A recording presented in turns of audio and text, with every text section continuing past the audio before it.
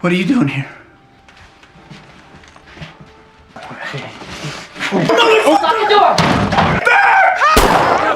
ፊልሙ የሚጀምረው መስከረም 7 2007 በአሜሪካ የባህር ኃይል ማሰልጠኛ ካምፕ ውስጥ ነው። ከ4 ቀናት በኋላ ካፒቴን ሳም ካሂል ወደ አፍጋኒስታን እንዲዘምት ይደረጋል። ካልተመለሰ ለባለቤቱ እንዲሰጥላት የስንብት ደብዳቤ ይጽፋል። ደብዳቤው መላክ እንደማያስፈልገው ተስፋ በማድረግ ለሚጀሩ ያስረክባል። ዋናው ገጸ ባህሪ ወደ ቤት ይመለሳል። ሳም ግሬስ የምትባል ድንቅ ሚስት እና ማጌ እና ኢዛቤል የተባሉ 2 ሴት ልጆች ያሉት አርአያ የሚሆን የቤተሰብ ሰው ነው።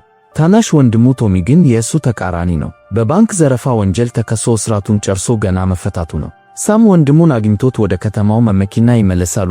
ቤቱ በደስታና በሙቀት የተሞላ ነው። የሳም ሚስት ግሬስ የቶሚን መፈታት ለማክበር እራት እየዘጋጀች ነው። በዚያ ቅጽበት ቶሚ ሲመጣ በሩን የከፈተችለት ታናሿ የወንድሙ ልጅ ስትሆን ወዲያውኑ እናቷ እንደማትወደው በመናገር ታስጠቁራታለች። በመጨረሻም ቤተሰቡ የአንዱን ልጅ የቶሚን መመለስ ለማክበር እና ወደ አፍጋኒስታን ሊሄድ ያለውን ሌላኛውን ልጃቸውን ሳምን ለመመረቅ እራት ላይ ይሰበሰባሉ። አባታቸው ሃንክ በቶሚ ላይ መቆጣት ይጀምራል። ሕግ ከመጣስ ይልቅ አገሩን ከሚያገለግለው ከሳም ጋር እያነጻጸረ ይነቅፈዋል። Your brother's a hero. አባትየው ነገሮችን ማባባሱን ይቀጥላል። ይህም በጭቅጭቅ ተደምድሞ ቶሚ ቤቱን ጥሎ ይወጣል። እርሱ እየወጣ ሳለ ቶሚ ወንድሙን እዛ ተጠንቀቅ ብሎ ይሰናበተዋል። Be safe over there, all right? በዚያው ምሽት ሳም የጋብቻ ቀለበቱን ያወልቃል። ባለቤቱ ግሬስ ቀለበቱን በአንገቷ ላይ በሐብል አድርጋው እንደምትወደው ትነግረዋለች። ከ5 ቀናት በኋላ ሳም በአፍጋኒስታን በረሃ ውስጥ በመኪና እየተጓዘ ሲሆን እዚያም ልክ እንደ ቤቱ እንደሚሰማው ይናገራል። የወደሙ ወታደራዊ መሳሪያዎችን እያለፉ ሳለ ሁሉም ነገር በስልኩ ይቀርጻል። ብዙም ሳይቆይ እርሱንና ቡድኑን የያዘው ሄሊኮፕተር ተመታና ወደ ከግሬስ ገላዋን እየታጠበች ሳለ ድንገት የቤት ደወል ይጮኻል። ታላቋ ልፈ በሩን ስትከፍት ስለ አባቷ መሞት ያን አስከፊ ዜና ለማድረስ የመጡ 2 ወታደሮችን ታያለች። What's wrong? ግሬስ ነገሩን መቀበል አልቻለችም። የባሎን የድሮ ቪዲዮዎች ደጋግማ ታያለች። ወደ ሳም ስልክም መደወሏን አታቆም። Sam Cahill, please leave a message. በዚያው ምሽት ሰክሮ የመጣው ቶሚ መኪና ለመመለስ ወደ ቤት መጣ። ግሬስ በተሰበረ የመኪና መብራት ምክንያት እንዲህ ክፉኛ ምታለቅስ መስሎት ተገረመ። ከዚያም ግሬስ እየተንሰቀሰቀች በወንድሙ ላይ ምን እንደደረሰ ለቶሚ ነገረችው። ቀኑን ሙሉ ማንም ሊያገኘው ስላልቻለ ስለ አሳዛኙ ክስተት የሰማው የመጨረሻው ሰው እርሱ ነበር። ቶሚ ሳምን ወደ አፍጋኒስታን እንዲሄድ በፍጹም መፍቀድ አልነበረባችሁም እያለ በእሷ ላይ ይጮህ ጀመር። ቶሚ ወደ ወላጆቹ ቤት ተመልሶ በረንዳው ላይ ተቀመጠ። የእንጀራ እናቱ አግኝታው ወደ ውስጥ እንዲገባ ጋበዘችው። እርሱ ግን ለብቻው መሆን እንደሚፈልግ ነገራት። ግሬስ ልጆቹን ለቀብር ስነ ስርዓቱ እየዘጋጀች ቢሆንም ልጆቹ ግን ጥቁር ልብስ አንለብስም በማለት እምቢ ይሏታል። ቀብሩ ስነ ስርዓት ላይ መበለቲቱ ግሬስ ያንን የስንብት ደብዳቤ ትቀበላለች። ከስነ ስርዓቱ በኋላ ሃንክ ጠጥቶ ስለነበር ቶሚ አባቱ እየነዳ አደጋ እንዳያደርስ ቁልፉን ለመቀበል ይሞክራል። ሃንክ እንደገና ታናሽ ልጁን መውቀስ ይጀምራል። ከታላቅ ወንድሙ ጋርም ያነጻጽረዋል። ነገር ግን ቶሚም ለአባቱ የሚናገረው ነበረው። አንተ ጥሩ አባትም ሆነ ጥሩ ባል አልነበርክም። የሳምን ጭንቅላትም በወታደራዊ የማይረባ ወሬ ሞልተኸዋል አለው። በመጨረሻም ሃንክ ወደ ቤቱ በእግሩ ተጓዘ። ግሬስ ደብዳቤውን ለመክፈት ስለፈራች ደብቃ አስቀመጠችው። ታሪኩ ወደ አፍጋኒስታን ይመልሰናል። ታሊባኖች 2 ወታደሮችን እየመሩ ሲወስዱ ይታያሉ። ሳም እና የግል ወታደር ጆ በሕይወት መተርፋቸው ታወቀ። ታሊባኖቹ ማርከው ዚንዳን ተብሎ በሚጠራው የምድር ውስጥ እስር ቤት ውስጥ ይዘጉባቸዋል። ሳም ለወታደር ጆ ለታሊባኖች ምንም አይነት ቃል እንዳይተነፍስ ነገረው። በሌላ በኩል ሌሊት 9:03 ላይ ሰክሮ የነበረው ቶሚ ወደ ግሬስ ስልክ በመደወል የገንዘብ እርዳታ ጠየቃት። የመጠጥ ቤቱን ሂሳብ ለመክፈል $47 ጎድሎበት ነበር። ግሬስ ያንን ግትር የለሽ ዘመዷን በእኩለ ሌሊት ከችግር አውጥታ ወደ ቤት ይዛው መምጣት ነበረባት። እርሱም ቶሚ ከኩሽና በሚሰማ የዕቃ ድምፅ ከእንቅልፉ ነቃ።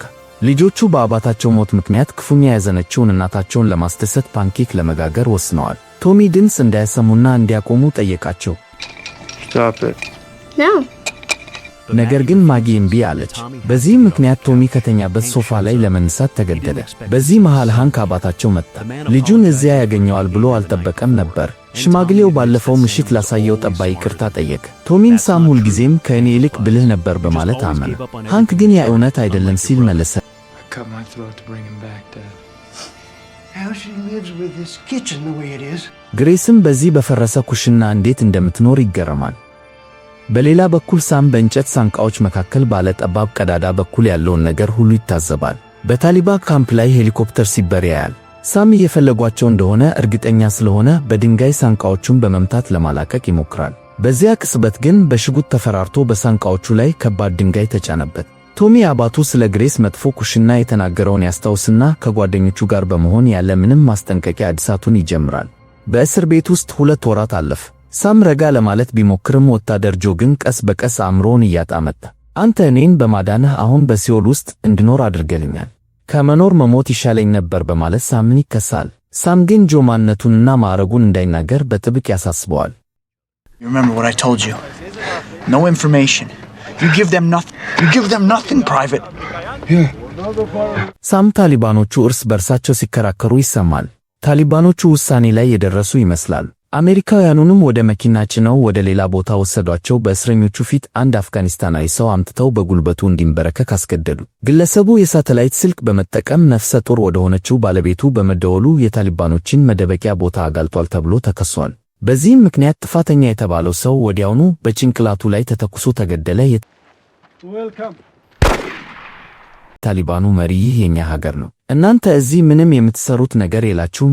ሳም ይህንን መልእክት ለአሜሪካ ማድረስ እንዳለበት ካልሆነ ግን እንዲያደርግ እንደሚገደድ ይነግረዋል። በሌላ በኩል ግሬስ ለባሏ በሐዘን ላይ ባለችበት ወቅት የቤቱ እድሳት ቀጥሏል። ወንዶቹ ቶሚ እና ጓደኞቹ ሁለቱን የሳም ልጆችም በሥራው ላይ እያሳተፏቸው ነው። ልጆቹ አባታቸው ምን ያህል ጎበዝ ስፖርተኛ እንደነበር እያስታወሱ ይጫወታሉ።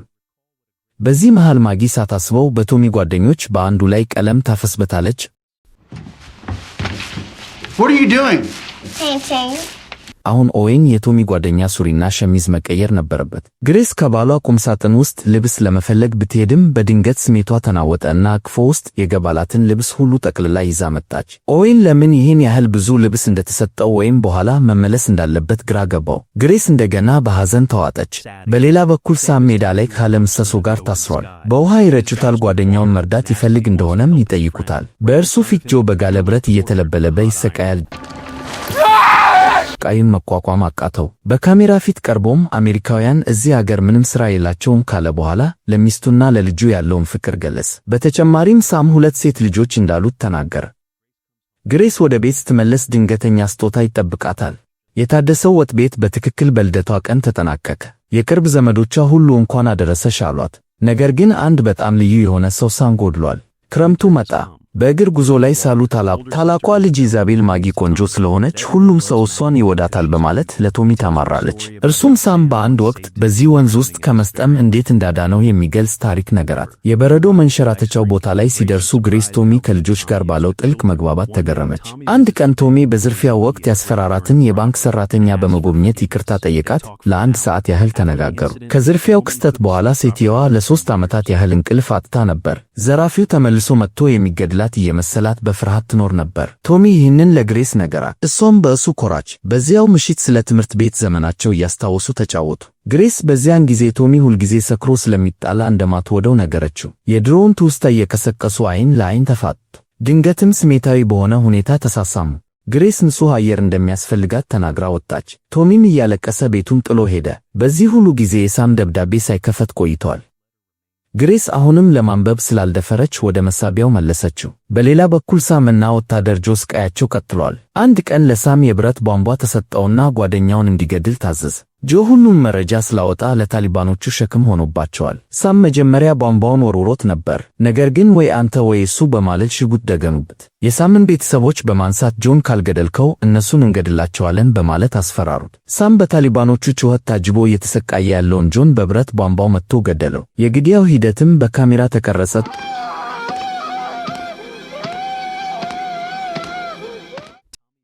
ሳንቃዎችን ለመግጠም በሚል ሰበብ እንደገና ወደ ግሬስ ቤት መጣ። ግሬስ ካለፈው ምሽት ሁኔታ በኋላ በትንሹ ግራ ተጋብታ ነበር። ቶሚ ልጆቹን አልፎ አልፎ መጥቶ ቢያቸው ደስ እንደሚለው ነገራት። ግሬስም ሁሉም እሱም በማየታቸው ደስተኞች እንደሆኑ መለሰችለት። በኋላ ሃንክ መጣ። ልጁ እንዲህ ያለ የቤት ውስጥ ጥገና ባለሙያ መሆኑ አስገረመው። በሌላ በኩል የታሊባኑ ካምፕ በአሜሪካ ጦር ተጠቃ።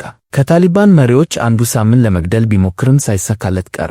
ከዚያም መሪው ተመቶ ወደ ገደል ወደቀ። የአስከፊውን ግድያ የያዘው ካሜራም አብሮ ተቃጠለ። በመጨረሻም የባህር ኃይል ወታደሩ ሳም ከእገታ ነፃ ወጣ። ቶሚ በግቢው ውስጥ ከልጆቹ ጋር እየተጫወተ ሳለ በቤት ውስጥ ስልኩ ጮኸ። ግሬስ ስልኩን ስታነሳው ባለቤቷ በሕይወት መተርፉን አወቀች። ግሬስ ባለቤቷ መተርፉን ስትሰማ በከፍተኛ ድንጋጤ ውስጥ ትሆናለች። ቤተሰቡ በሙሉ ከአውሮፕላን ማረፊያ ተቀብለውት ወደ ቤት ይመጣሉ። ቶሚ በአንድ በኩል ደስ ቢለውም በሌላ በኩል ግን አዝሟል። ልጆቹ ወዲያውኑ የታደሰውን አዲሱን ወጥ ቤት አሳዩት። ቶሚ እና ጓደኞቹ እንዳደሱትም ነገሩት። ሳም አልጋው ላይ ተኝቶ ባለቤቱንና ልጆቹን አጥብቆ አቀፋቸው። ግሬስ መታጠቢያ ቤት ውስጥ አብራው በመግባት ጠባሳዎቹን ሳመችለት። ነገር ግን ሳም ቀዝቃዛ ነበር እንድትወጣለትም ፍንጭ ሰጣት። ቶሚ በሳም እጅ ስለተገደለው ስለ ወታደር ጆ ሞት የሚዘግብ ጋዜጣ አነበበ። አባታቸው ሃንክ የሳም ጠባይ እንግዳ እንደሆነ አስተውሉ። ራሱም ከቪየትናም ጦርነት ሲመለስ ከልጆቹ እንዴት ርቆ እንደነበር አስታወሰው። በበረዶ መንሸራተቻው ቦታ ላይ ሳም ግሬስና ልጆቹ ከቶሚ ጋር ያላቸውን መቀራረብ ተመለከተ። ለቶሚም ከቤተሰቤ ጋር በጣም ጥሩ እንደሆኑ እንደሚያምሩ ይነግረዋል። ቤተሰቡን ስለተንከባከበለትም ያመሰግነዋል። ይህን ከእሱ አልጠበቀም ነበር። ሳም ንግግሩን በመቀጠል ግሬስ ድንቅ ሴት ናት ካለ በኋላ ድንገት አብረሻት ተኝተሃል ሲል ጠየቀው። እርሱ እንደሞተ ስላሰቡ ይህ ሊሆን እንደሚችል ገመተ። ሳም ሌላ ምንም ነገር ማመን አልፈለገም። በሐሳቡም ጸና። ለሳም ሁለቱ ልክ እንደ ፍቅር እንደያዛቸው ወጣቶች ይታዩት ነበር። የተገደለው ወታደር የጆ ቤተሰቦች የሳምን ቤተሰብ ለመጠየቅ መጡ። በዚያም ትንሹ ጆ ጁኒየር ጥግ ይዞ ሲሳብ ይታያል። የጆ መበለት በሕልሟ ስለ ባሏ እና ስለ ሳም ታያለች። እሷ በሕልሟ ሳምን ትጠላዋለች፣ ምክንያቱም የእሷ ጆ ሲሞት እርሱ በሕይወት በመመለሱ ነው። አሁን ግን ለመጠየቅና ይቅርታ ለመጠየቅ መጣች። መበለቷም ባሏ እንዴት እንደሞተ አይቶ እንደሆነ ሳምን ጠየቀችው። ሳም ግን አላየሁም በማለት ዋሽ። አንድ ምሽት ሳም አምሮ ተናጋ። ሽጉጡን በእጁ ይዞ በመደርደሪያው ላይ ብርጭቆዎችን ማስተካከያ ጀመረ። መሳሪያውን ይዞ በቤቱ ውስጥ ይንሸራሸር ነበር። በማግስቱ ሳም ወደ ወታደራዊ ሰፈሩ በመሄድ ተመልሶ መሄድ እንደሚፈልግ ተናገረ። ሜጀሩ ስለ ቤተሰቡ ሲጠይቀው ሳም እዚህ መቆየት እንደማይችል መለስ። እሱን አይረዱትም። ነገር ግን ሳም አሁንም ከቤተሰቡ ጋር ጥቂት ጊዜ ማሳለፍ ነበረበት። በእራት ሰዓት ልጆቹ የማይረባ ወሬ እያወሩ ይቀልዱ ነበር። ሳም ትዕግስቱን አጥቶ በልጆቹ ላይ ጮኸ። ቀልዳቸው እንደማያስክም ነገራቸው። ለምንድነው የምትስቁት ሲል ጠየቃቸው። ግሬስ ባሏን ለማረጋጋት ብትሞክርም እርሱ ግን ከገበታው ተቶ ሄደ። ኢዛቤል አጎቴ ቶሚ መቼ ነው የሚመለሰው ስትል ጠየቀች። ግሬስ ባለቤቷ በአፍጋኒስታን ስላጋጠመው ነገር እንዲያወራት ትፈልጋለች። እርሱ ግን ይበልጥ የሚጨነቀው በእሷና በቶሚ መካከል ስላለው ነገር ነበር። ግሬስ አጥብቃ በመሟገት ምንም ነገር አልተፈጠረም፣ የሞትክ መስሎኝ ነበር፣ ያ ብቻ ነው አለችው። ነገር ግን ሳም አሁንም አብረው እንደተኙ ያምናል። በድንገት ተነስቶ ቤቱን ጥሎ ወጣ። እኩለ ሌሊት ላይ የወታደር ጆን መቃብር ለመጎብኘት ወሰነ። እሱ ገና የ21 ዓመት ወጣት ነበር። በማግስቱ ልጆቹ በውጭ እየተጫወቱ ሳለ አባታቸው ወደ ቤት ተመለስ። ኢዛቤል እሱ ስታየው ባለችበት ደረቀች። ኢዛቤል ፈርታ ወደ ኋላ ፈገፈገች። ሳም ልጆቹን አቅፎ ሁሉ ነገር መልካም ይሆናል አላቸው። ታላቋ ልጁ ማጊ እምባዋን ለመቆጣጠር ይከብዳታል። ሳም ሌሊቱን ሙሉ ስለ ቤተሰቡ ሲያስብ እንደነበርና በሕይወት በመትረፉ ምን ያህል ዕድለኛ እንደሆነ እንደተገነዘበ ለሚስቱ ነገራት። የማጊ ልደት ስለሆነም ወደ ሃንክ አባትየው ቤት ሄዱ። ሁሉም ሰው ቶሚ እስኪመጣ እየጠበቁ ነበር። እርሱም ይመጣል፣ ነገር ግን ብቻውን አልነበረም። ከአንድ ሰዓት በፊት የተዋወቃት ቲና የተባለች ልጅ ይዞ መጣ። ቶሚ ድባቡን ለማቅለል ፈልጎ ነበር። ቲና ብልህ ለመምሰል በመሞከር ስለ ወታደራዊ አገልግሎት የማይረባ ወሬ ማውራት ጀመረች። ቶሚ በክርኑ በመመታት እንድታቆም ቢሞክርም እሷ ግን ንግግሯን ቀጠለች። ሳም ሰውነቱ ተጨናነቀ። ልጆቹም ጫጫታ ጀመሩ። ሳም ኢዛቤልን መቆጣትና መገሰሱ ጀመረ። ልጅቷ ኢዛቤል ሁሉም ሰው ከእኔ ይልቅ እቴን ይወዳታል፣ ሁልጊዜም ምርጡ ነገር የሚሰጠው ለእሷ ነው ትላለች። ኢዛቤል የትኩረት ለማግኘት እና አዋቂዎቹን ለማቋረጥ ፊኛውን እያፎጨች ትረብሽ ነበር። Isabel. በመጨረሻ ሳም ትዕግስቱ ተሟጦ ፊኛውን አፈነዳው። ልጅቷን በድንገት እንዲህ ስትል ጮኸች፣ ለምን ሞተህ አልቀረህም? አንተ የተናደድከው ማማ ከአንተ ይልቅ ከአጎቴ ቶሚ ጋር መሆን ስለምትፈልግ ነው። እነሱ ሁልጊዜ ፍቅር ይፈጥራሉ። ሳም ደነገጠ። ወደ ቤት ሲመለሱም ማንም ምንም አልተነጋገረም። ከመተኛቷ በፊት ኢዛቤል እናቷን ይቅርታ ጠየቀች። የተናገረችው ነገር እውነት እንዳልሆነ ታውቃለች። ነገር ግን አባቷን ስለማትወደው በምትኩ አጎቷን ቶሚን ትፈልጋለች። ማጊም እኔም አለች። ሳም ሳሎን ውስጥ ተቀምጦ ልጆቹ ከመተኛታቸው በፊት ጸሎት ማድረጋቸውን ሚስቱን ጠየቃት። ከዚያም ተነስቶ አዲሱን ወጥ ቤት በመጥረቢያ ማፈራረስ ጀመረ። ለቤተሰቡ ሲል በሕይወት እንደተረፈ እነሱ ግን እንደከዱት እየጮህ ተናገረ። ሳም ከገዛ ወንድሙ ጋር እንዴት እንደተኛች ሊረዳው አልቻለም። I love you, Grace! Please, our girls, please. You know how much I love you! እወድሻለሁ ግሬስ እያለም ይጮህ ነበር። ሳም በከፍተኛ ቁጣ ውስጥ ሆኖ ራሱን በጭንቅላቱ ላይ ይደበድባል። ወጥ ቤቱንም ማፈራረሱን ቀጥሏል። በዚያ ቅጽበት ቶሚ ወደ ውስጥ ገብቶ ወንድሙን አቀፈው። ነገር ግን ሳም ሽጉጡን አውጥቶ በቶሚ ጭንቅላት ላይ ደቀነበት። በውጭ የፖሊስ ሳይረን ይጮኻል። ሳም ሽጉጡን በእጁ ይዞ ወደ ውጭ ወጣ። መሳሪያውን እንዲጥል ቢታዘዝም እርሱ ግን ለምንድነው እዚህ የመጣችሁት እያለ ይጮኻል። ፖሊሶቹ እርሱ የጦርነት ጀግና መሆኑን እንደሚያውቁ ይነግሩታል። ምን አይነት ጀግና ነኝ ሲል ሳም ጮኸ። ምን እንዳደረግኩ አታውቁም? ከዚያም ሽጉጡን በራሱ ግንባር ላይ አኖረው። ቶሚ እና ግሬስ ወደ እርሱ በመጠጋት አደጋ እንዳይደርስ ሊከላከሉ ይሞክራሉ። What's going on to you? I'm drowning, Tommy. ከዚያም ሳም ሽጉጡን ወርውሮ በቁጥጥር ስር ዋለ። አፍቃሪ ሚስቱ ልጆቹ የደህንነት ስሜት እንዲሰማቸው አብራቸው ተኛች። በመጨረሻም ግሬስ ፖስታውን ከፍታ ሳም ለእሷና ለልጆቹ ያለውን ጥልቅ ፍቅር የሚገልጸውን ደብዳቤ አነበበች። If you're reading this, it means I didn't make it back. ቃልቶቹ ልቧን ነካው። በዚያ ቅጽበት ሳም ከጦር አርበኞች የአእምሮ ሕክምና ክሊኒክ ሆኖ ከወንድሙ ጋር ለመታረቅ ለቶሚ ደወለ። ቶሚ ከወንድሙ ልጆች ጋር ሲቆይ ግሬስ ባለቤቷን ለመጠየቅ መጣች። ከ16 ዓመቷ ጀምሮ እንደምትወደውና ምን እንደደረሰበት ካልነገራት ዳግመኛ እንደማታየው ነገረችው። ኤልሳም ሁሉም ነገር የሚነግራት ጊዜ እንደደረሰ ወሰነ። እንባ በጉንጩ ላይ የፈሰሰ ጆ ዊሊስን ገደልኩት አላት። Killed Joe Willis. ግሬስ አቀፈችው። ከዚህ ኑዛዜ በኋላ ሳም ዳግመኛ መደበኛ ሕይወት መኖር ይችል እንደሆነ እያሰበ ፊልሙ ያበቃል።